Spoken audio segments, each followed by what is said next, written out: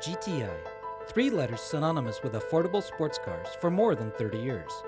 When you think of GTIs, the first thing that comes to mind is the Golf. For 2009, Volkswagen's Pocket Rocket has been given a facelift as well as increased power.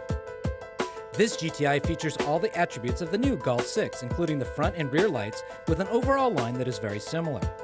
There is also a new honeycomb radiator grille, enlarged wheel wells, a twin-pipe exhaust. The Golf GTI can be had with either the standard 17-inch wheels or, on option, 18-inch.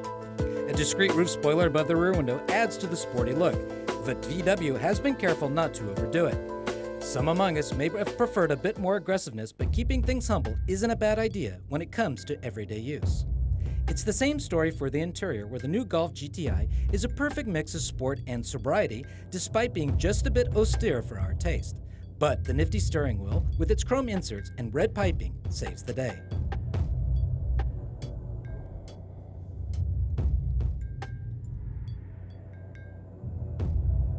The seats are both comfortable and enveloping. If you don't go for the option leather seats that you see here, you can have some totally revival tissue seats that were first used on the original 1976 Golf GTI. While these two cars continue the legacy of the affordable sports car, they are all the same, quite different. There is 33 years of technological advances and a good 100 horsepower separating them.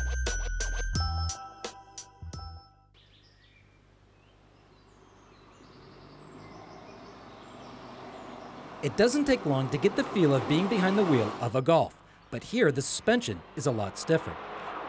Chassis roll and body movement have to be at their strictest minimum, but it does make for an uncomfortable ride, especially in town where the ultra-stiff shocks take their toll.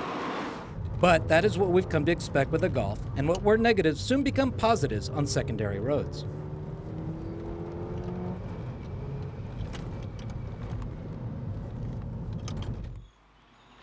With very little rolling and a very satisfying and safe road handling, the GTI is a sane and amusing little car, even when undoing the ESP, which is a must if you were to exploit all its capabilities.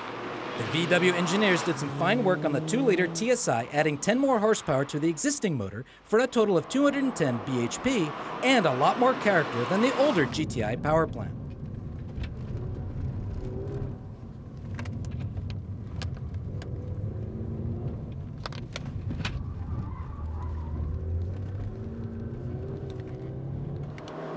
This reworked engine offers plenty of good fun, especially from 4,500 RPM, where the GTI gets its second wind with a grunt far more pleasing to the ear.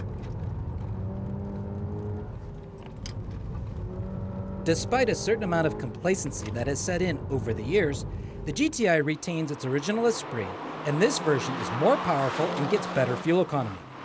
At 27,500 euros, the Golf GTI is one of the least expensive cars in its class.